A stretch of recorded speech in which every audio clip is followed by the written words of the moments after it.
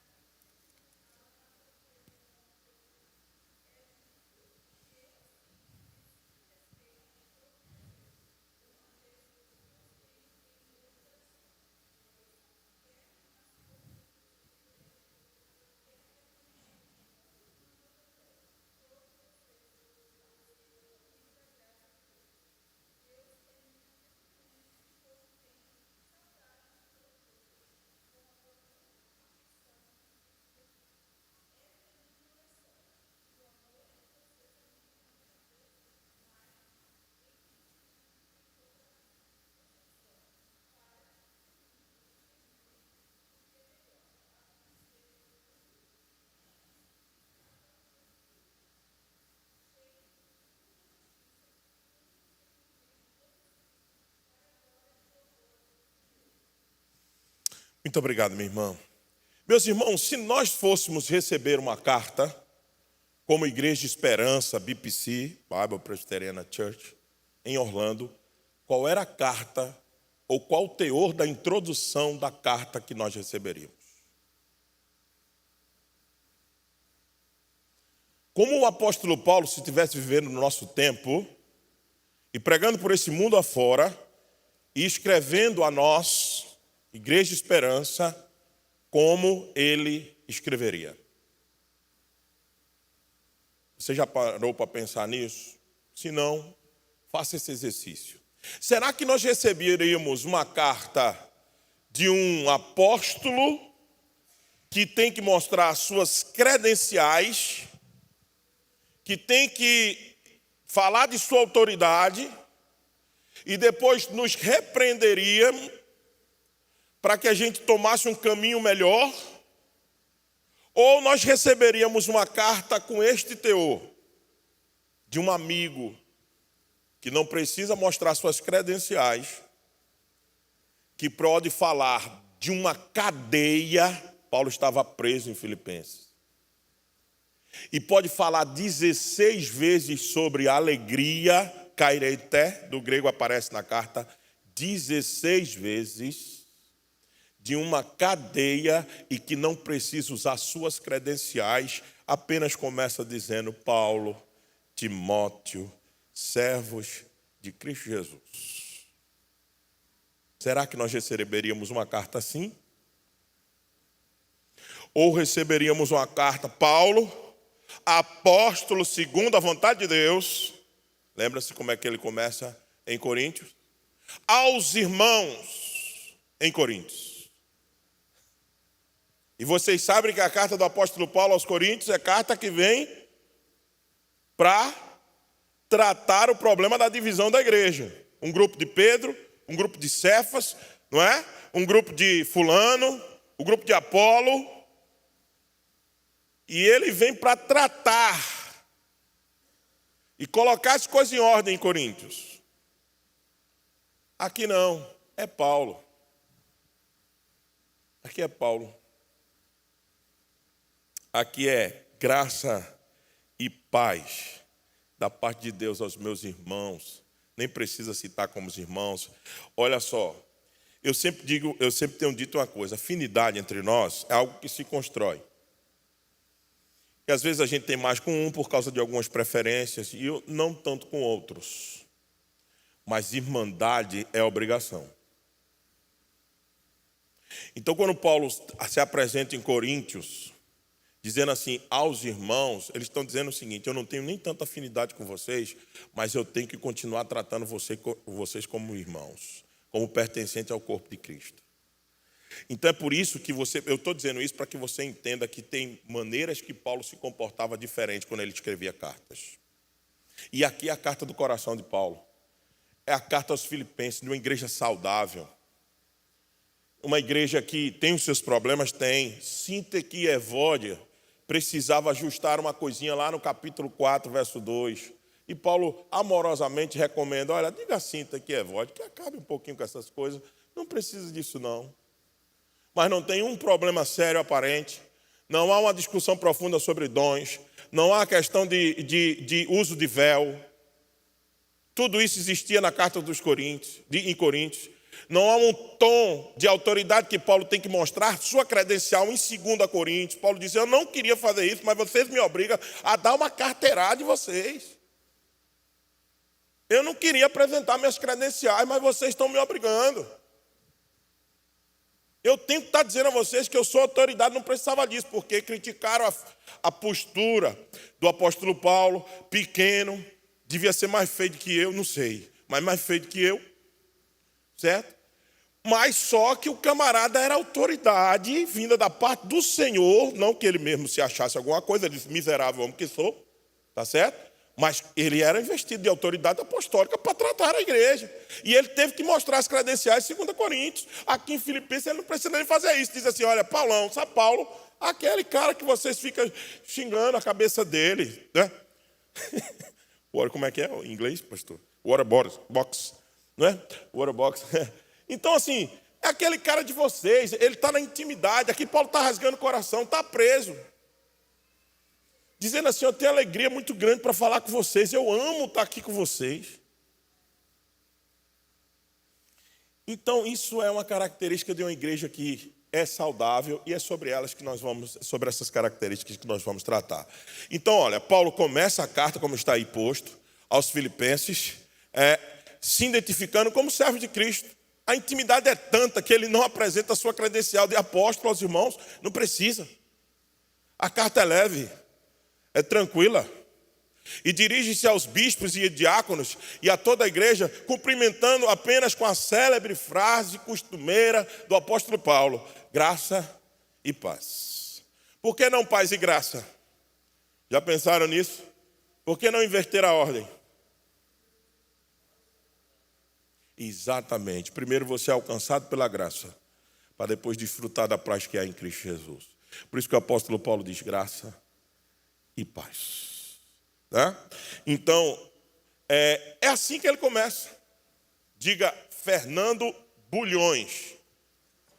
Jogador de futebol, diga lá. Sim, queridão. Isso, estava escrevendo amigos.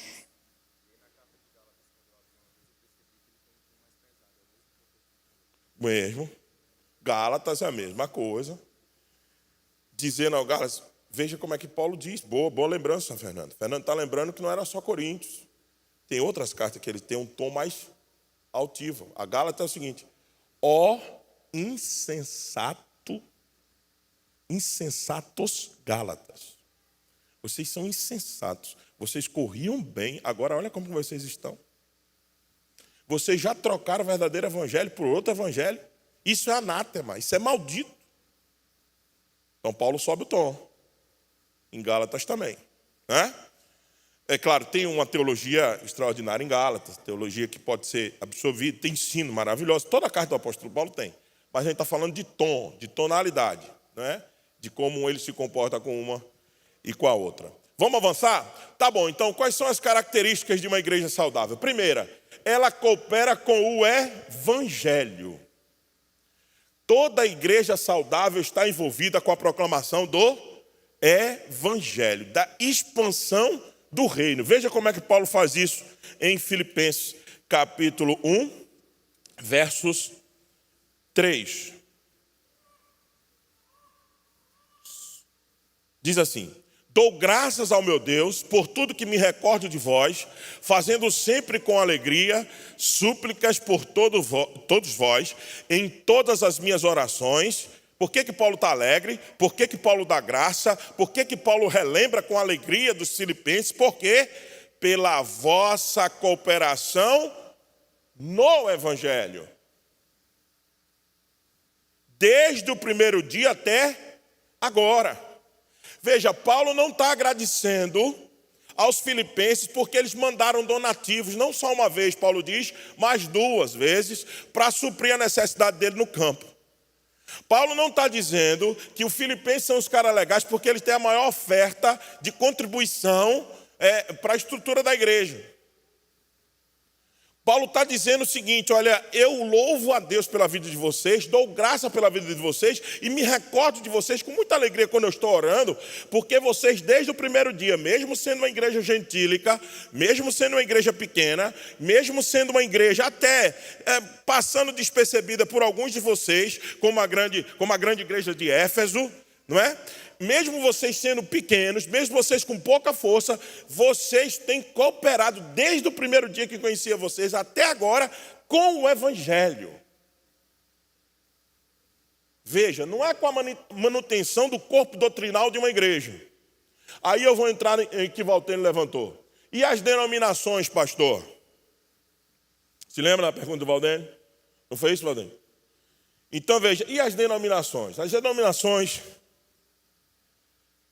Nós precisamos distinguir igreja de seita. Se às vezes a gente está chamando denominações de denominações quando elas são seitas. Presta atenção, isso aí a gente tem que... E qual é uma das características principais que distingue seita de igreja? A cooperação e a pregação do Evangelho. Uma seita não coopera e nem prega o Evangelho. Verdadeiro não. Sempre é o Evangelho e mais alguma coisa. Sempre é o Evangelho e boas obras. Sempre é o Evangelho e algum dia da semana. Sempre é o Evangelho e mais outra coisa. Mais alguma coisa. Mais alguma coisa. Nunca é o Evangelho só. Então cuidado. Nós temos a nossa identidade. Eu ia falar isso em mais uma aula. Mas não dá, então a gente fica para outro momento. Eu ia falar sobre a nossa identidade presbiteriana. Amamos, eu falo de mim, e com certeza vocês, senão vocês não tinham escolhido uma igreja presbiteriana para frequentar, para participar. Amamos a nossa doutrina, amamos a nossa identidade, amamos o nosso governo, amamos nossa forma de disciplina. Por que nós amamos? Porque é extraída das Escrituras. Prove se existe algum outro arcabouço em vigência mais bíblico do que o arcabouço presbiteriano no que se refere a culto, liturgia e governo. Mostre para mim depois. Mais bíblico não. Pode funcionar a partir de inferências bíblicas, ok, nós não temos problema com isso. Mas eu amo e estou numa igreja presbiteriana, espero morrer nela, porque considero o seu arcabouço, sua estrutura, seu background todo alicerçado nas Escrituras. Partindo das Escrituras. Agora, por isso eu vou desprezar as outras denominações? De forma nenhuma. São meus irmãos, se eles estiverem fazendo o quê? Pregando o Evangelho. Porque Evangelho é característica de uma igreja saudável. Você está entendendo? Então eu vou abraçar o Batista, vou abraçar a Assembleia de Deus, vou abraçar quem for. Quem estiver trabalhando comigo não, e eu com eles, nós trabalhando juntos, com a expansão do Evangelho, nós precisamos dar as mãos. Nós temos que acabar com o clubismo. Nós temos que acabar com o gueto, muitas vezes, que a gente se rotula, reformados, não é? Presbiterianos, enfim, qualquer coisa desse tipo. Eu amo essas nomenclaturas, defendo e sei por que estou nelas. Agora, qualquer uma denominação que esteja envolvida com a pregação do Evangelho, que esteja envolvida com a expansão do Evangelho, eu tenho que dar a mão, nós temos que dar a mão e nós temos que ampliar a rede de proclamação do Evangelho. Nós precisamos ampliar. Então a igreja saudável, ela está pensando o seguinte, veja, está ali no slide. Paulo agradece a cooperação dos filipenses com o evangelho, não com ele, ele não está agradecendo por causa dele. Eles têm, os filipenses têm uma visão de reino. Eles podiam guardar os seus recursos, está muito distante de mim aqui, é por isso que eu estou lendo com dificuldade e estou sem óculos. Só para as necessidades da igreja de Filipos, mas nós vamos encontrar Paulo agradecendo as suas ofertas, enquanto o apóstolo Paulo está em outros lugares pregando o evangelho. Veja, eu não vou cooperar com Paulo não. Por quê? Porque Paulo não vem aqui pregar uma vez para a gente. Eu não vou cooperar não. Eu não vou cooperar com o seminarista que a gente está investindo, que a gente não sabe para onde ele vai. Não, a gente não sabe para onde ele vai. Tem garantia dele ficar com a gente? Por que a gente vai investir no seminarista? Por que a gente vai investir no pastor Sami? O pastor Sami chega já dizendo que vai embora para Tampa. Como assim? Não é? Não. Ei. Eu disse que não ia dizer ei. Peguei, caramba. Me traí, fui traído agora. Caramba, cadê a menina do EI? Ela disse assim, eu adoro o pastor do EI. Está lá, está na aula. Ah, filha de André, está na aula. Então assim, veja, eu disse que não ia dizer EI, mas eu disse o EI Light. Você viu que até o meu EI está Light hoje? Ou não é? Até o meu EI está Light hoje. Veja só, mas presta atenção, gente, meus irmãos, é sério. Nós precisamos tirar a tapa dos nossos olhos e olhar para o campo que está branco para a ceifa. E continuar rogando ao Senhor da seara que vi ceifeiros para a sua seara. Há muita coisa para ser feita. Quem aqui que está na esperança? Eu gosto de ouvir a história de todo mundo e eu vou ouvir a história de todo mundo. E já ouvi uma história de umas 15 famílias daqui. E todas elas em uníssono. Ontem eu ouvi uma história de estava na casa de uma família ontem com os jovens. E a irmã dizia assim, eu sofri para achar uma igreja. O pastor Samuel pode dar esse testemunho melhor do que eu. Ele conhece a vida de vocês mais do que eu. Estou chegando agora. Mas todo mundo daqui diz assim, oh, papai, eu andei, eu fui para tal, e meu filho não se adaptava, eu não me adaptava. Procurando o quê? Uma igreja o quê? Bíblica e saudável. Então, por que a bênção só vai ser para nós? Por que só tem que acontecer isso aqui em Orlando? Será que em Tampa não tem essa mesma necessidade? Será que Fort Myers não tem essa mesma necessidade? Fort Lauderdale, e toda essa Flórida, todo esse país, todo esse mundo. Louvem-te os povos, ó Deus, louvem-te os povos todos. Veja, Davi diz isso quando ele era rei de Israel, e Deus era só rei de quem? Da nação de... Não, Deus era Deus de todos os povos, é claro, é lógico, mas tinha uma ligação, uma eleição apenas com quem? Com Israel. Não era mais fácil Davi dizer assim, louvem-te Israel. Louvem-te Israel todo. Não, Davi tinha uma visão ampla. Davi entendia que aquele Deus era maior do que de Israel, e que todo mundo, todos os povos deveriam louvar ao Senhor. Então ele abre a visão e diz assim, louvem-te os povos, ó Deus, louvem-te os povos todos. Vocês estão entendendo? Então, uma igreja saudável, ela está preocupada com o evangelho, a proclamação da ressurreição, da encarnação, da obediência, da morte e da ressurreição do Senhor e a sua vinda. Esse é o conteúdo básico do evangelho, dizendo que nós fomos criados por Deus, caímos e precisamos ser redimidos. É isso que uma igreja saudável faz. Ela se alicerça em cima dessas verdades. Criação, queda e redenção. E ela toca a sua vida, toca o seu culto, toca a sua disciplina em cima do evangelho. Não esqueça disso. Isso é uma característica indispensável de uma igreja saudável. Agora, ela está pronta? Não. Ela está em quê? Em construção. Uma igreja saudável não quer dizer uma igreja perfeita. Você não vai encontrar isso na terra. E é por isso que o verso 6 de Filipenses diz como? E estou plenamente certo de que aquele que começou boa obra em vós há de completá-la até o dia de quem? De Cristo Jesus. Paulo elogia, Paulo diz assim, olha, vocês estão nota 10 no evangelho, agora só que vocês estão ainda em construção. Aquele que começou a boa obra em vocês, vai guiar vocês até completar essa obra, mas vocês não estão prontos. Paulo deixa subentendido que os filipenses não estavam prontos e que isso também era um consolo ouvir isso. Porque certamente dentro da igreja, e dentro de uma igreja saudável também existe isso, o confronto com a realidade do nosso pecado nos entristece, é ou não é? A gente diz assim, poxa, a gente queria ser diferente, mas a gente não é. Aí você recebe uma carta dessa do apóstolo Paulo e dizendo a você o seguinte, calma, ele está continuando a obra que ele começou. Isso acalma a gente. Isso melhora os nossos relacionamentos, porque a gente vai olhar, meu Deus, de novo aquele irmão, falando mal de novo. A língua dele é fogo, inferno, demônio, é tudo mesmo. Aí você para e diz assim, nós estamos em construção. Ainda não estamos perfeitos. Você quer perfeição aqui? Não vai ter. E por que eu trago sempre, eu gosto muito desse capítulo, é uma das minhas cartas favoritas de Filipenses, e trabalhar essa questão de igreja saudável, porque a gente tem um romantismo que igreja saudável é igreja que não tem problema. É a igreja perfeita. Não existe isso. Igreja saudável é a igreja que sabe que tem problema, mas ela lida com o quê? Com o evangelho para resolver os problemas. É isso que é uma igreja saudável. Ela sabe que está em construção.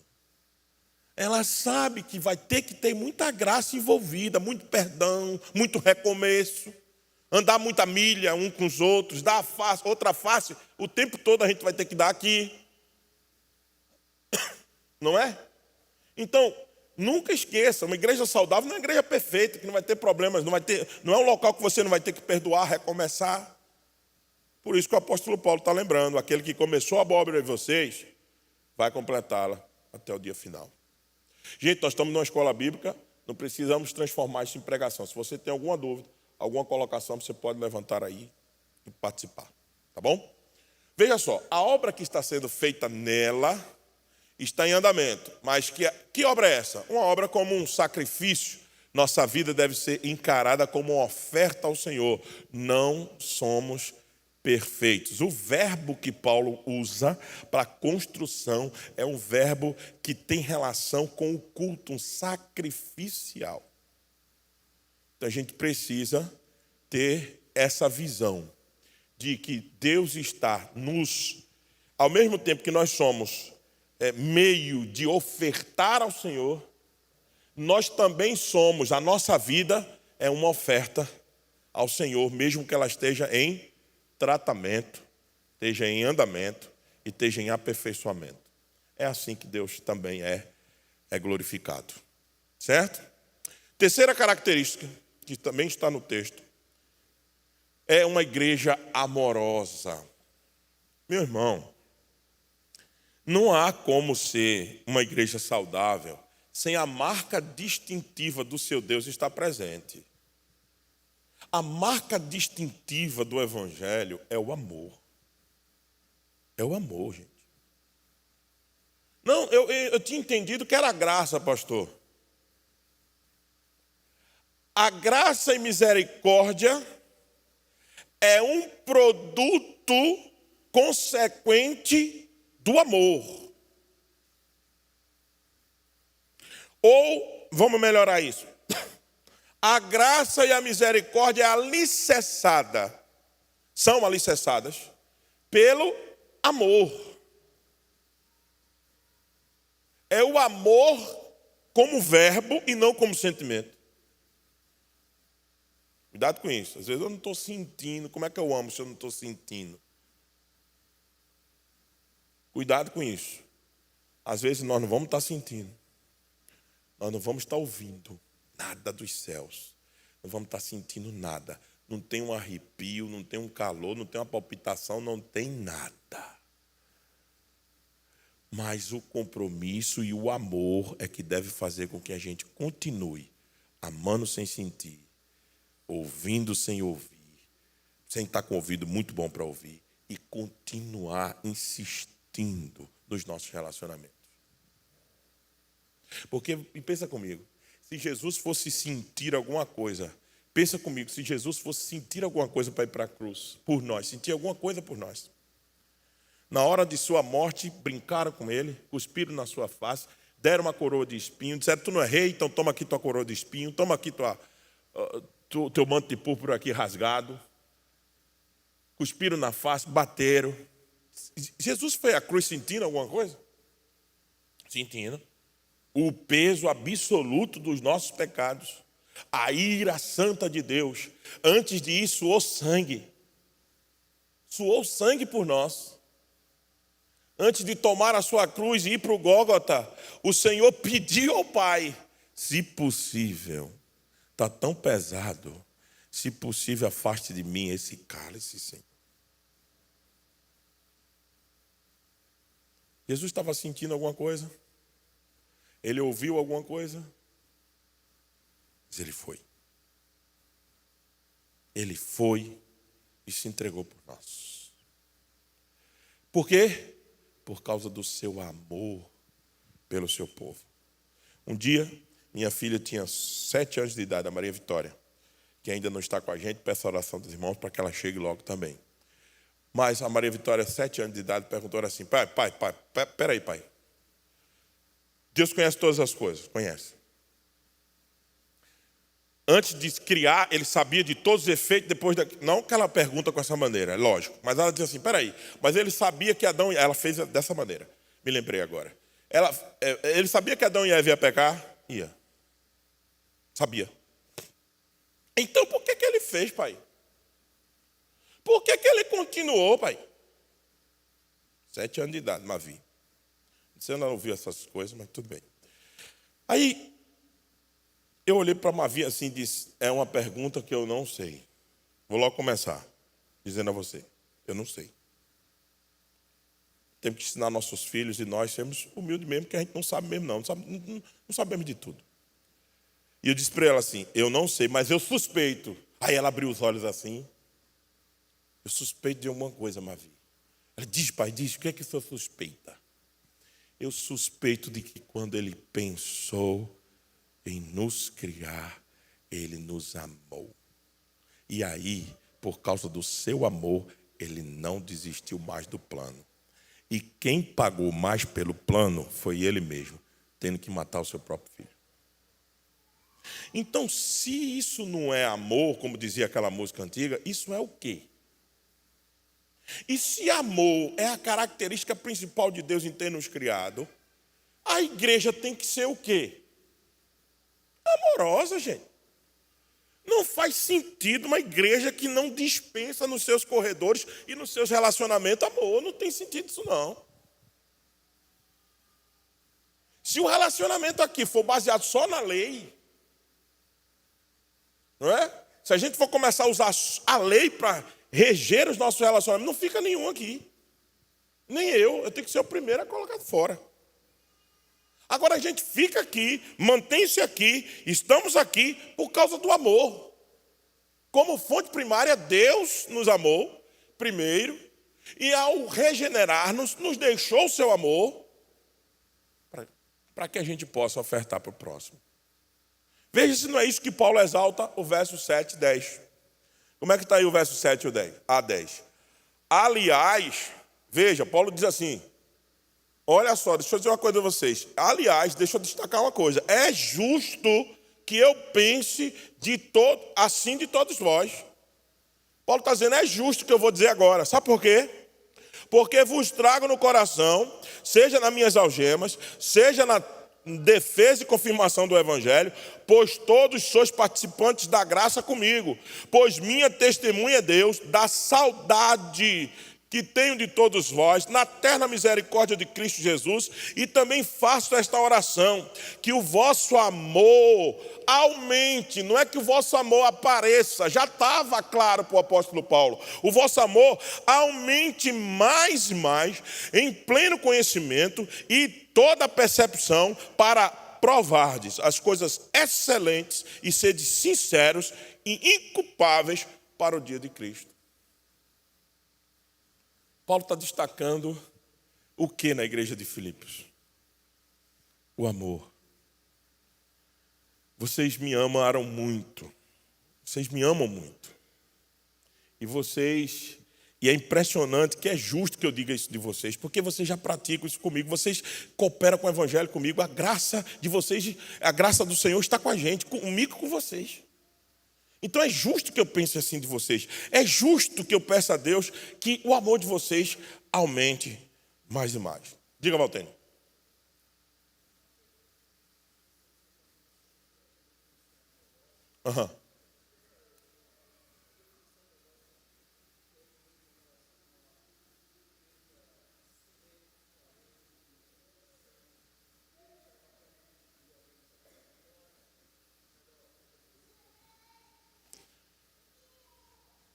Eu vou tentar responder sua pergunta, Valtênio, até porque a nossa última aula de hoje sobre igreja. E é boa a sua pergunta. A gente podia falar das diferenças entre as igrejas, organização, organismo, visível, invisível, triunfante, militante, todas essas coisas a gente podia, em outro momento a gente pode fazer isso. Mas eu queria puxar a sua pergunta e continuar falando sobre o ponto que é amor. Valtênio está querendo, como é que se expressa isso? Quer ver uma coisa, Valtênio? Vamos falar da expressão desse amor numa igreja instituição. Numa igreja, nós temos dois componentes básicos dela: o organismo e a organização. Tem um livro que eu acho que foi até recomendado aqui, eu não sei se foi o pastor Samuel, alguém que passou esses dias por aqui pela gente e lembrou desse livro, ou foi lá na UCPN, não me lembro bem agora, sobre treliça e a videira. Foi aqui, acho que foi aqui. Esse livro mostra para a gente as duas realidades dentro de uma igreja. A treliça, você sabe o que é a treliça? Aqueles pau entrelaçado para que a videira, ou seja, a vide, a uva venha por cima e se estabeleça. Vocês já viram aquele? Já viram? Já foram no parreiral? Se o parreiral for pequeno, você já viu como é que você consegue ver a uva por baixo ou não? Isso aí que me ensinou foi... Imagine aqui que está o parreiral e os cachos das uvas estão aqui. Se ele estiver na altura do teu peito, você vai olhar o parreiral e não vai ver uva nenhuma. Você precisa abrir as pernas e olhar por debaixo. Aí você vê ela todas encaixadas. É só uma curiosidade boba e inútil para vocês, mas tudo bem. Mas é a Valtênio que me faz fazer isso. Olha só, é o seguinte, é Valtênio que vem com essas coisas. Olha só, a estrutura, certo? Para segurar o quê? A videira. Organismo, organização, estrutura. Mas o que importa é que a videira se espalhe. Mas quem está trabalhando, Valtênio, na organização dos bastidores aí, ninguém nem está vendo. Está trabalhando para segurar a treliça. Isso é demonstração de amor. Não é só quando o pastor está lá em cima pregando, não é só eu, quando está lá em cima pregando, que a gente está amando vocês. É as irmãs que não aparecem para aquele almoço glorioso que a gente vai ter já já. É aquelas irmãs que correram depois de um dia de trabalho do sábado porque tiveram que limpar alguma casa para ganhar o seu sustento e passaram no mercado muito rápido. Chegaram 10 horas em casa da noite e prepararam um prato porque ele tem que trazer para a igreja. E ela não traz com nenhuma dificuldade. Eu estava com o Kelly preenchendo Eu vou dedar você, viu, Kelly? Se o salpicão não prestar, foi outra pessoa que fez, não foi minha esposa. Olha, mentira, segura a língua, foi ela que fez mesmo. Não, é porque eu me lembrei da pregação, então eu tenho que testemunhar isso com vocês. Não é? Me lembrei da pregação. Então, se vocês comeram salpicão ruim aí, foi Kelly mesmo, tá? Então, não, a Patrícia está com as duas mãos no queixo, perguntando assim, ele não está fazendo isso com a Kelly, não.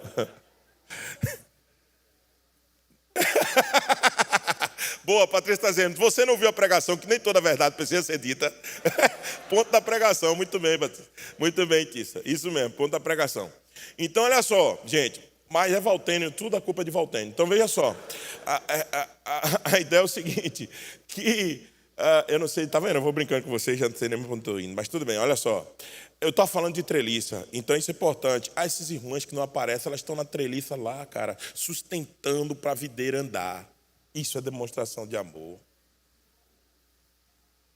Os diáconos, correndo aí que nem louco. Turma da limpeza dos banheiros. Tudo trabalhando para a organização se mantenha boa. Para que vocês cheguem, estacionem o carro tranquilo, seja recepcionado com um sorriso no rosto, sorriso do cristiano, contagiante, não é? Quando ele está lá na escala, ele não só se contém em sorrir, ele tem que dar um abraço. A Dilson, o jeitinho dele. Nós estamos trabalhando na treliça. E às vezes ninguém está vendo. Mas a sustentabilidade está dando para que a videira possa ir. Isso é amor. Isso é amar sem querer nada em troca. A gente que está sempre aqui na frente, a gente tem que ter um cuidado muito grande com o coração, porque vocês estão nos vendo. Mas a gente tem que continuar exaltando o trabalho de quem vocês não veem. Para que a gente nunca esqueça de orar por quem vocês não estão vendo.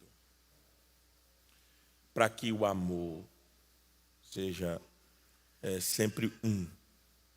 E a marca da nossa igreja sempre. Certo? Então, eu não sei se respondi tua pergunta, Valtênio, mas se eu não respondi, a culpa é sua mesmo, tá bom? Porque você fez uma pergunta que eu tinha que sair para a organização e organismo. Tentei ir para a organização e organismo, mas tentando colocar no meu ponto aqui. Beleza? Esse amor eu já estou acabando, gente. Esse amor se revela no desejo de conhecê-lo mais e mais. Ei, se você está amando, você quer conhecê-lo mais e mais. Por que você está dizendo isso, pastor? É o texto que está dizendo. Veja. E também faço essa oração, que o vosso amor aumente, verso 9, mais e mais, em pleno conhecimento e toda a percepção. Não dá para continuar amando. O amor é alimentado pelo conhecimento que nós temos de Deus. Quem alimenta o seu amor não é somente os abraços que você recebe aqui, presta atenção. Quem alimenta o seu amor não é apenas os abraços que você recebe aqui, o beijo, o tapinha nas costas, dizendo a você, vai com Deus, tenha uma ótima semana, Deus abençoe a sua semana. Isso sim pode ser uma demonstração de amor ou pode ser apenas um protocolo que a gente faz uns com os outros. Cuidado com isso. Continuemos fazendo, mas de preferência com sinceridade de coração. De preferência, sentindo o que a gente está fazendo. Continue abraçando, continue beijando, continue dizendo, vá em paz, Deus abençoe. Mas diga isso sentindo. Agora, o que faz a gente manter esse amor não é o nosso relacionamento interpessoal. É como eu me relaciono com Deus. Porque quanto mais eu o conheço, eu entendo a manifestação desse amor e a pergunta fica mais clara para mim. Como que um amor desse o Senhor tem por mim e eu não posso dar nem um pouco para os meus irmãos? O amor é aumentado na percepção de quanto mais a gente conhece a Deus. Por isso que Paulo diz que esse amor de vocês aumente no conhecimento que vocês têm e na percepção que vocês têm do relacionamento de vocês com Deus. Quer aumentar em amor? Conheça mais a fonte de amor. Deus é amor. Diz quem? João. Ele é essencialmente amor.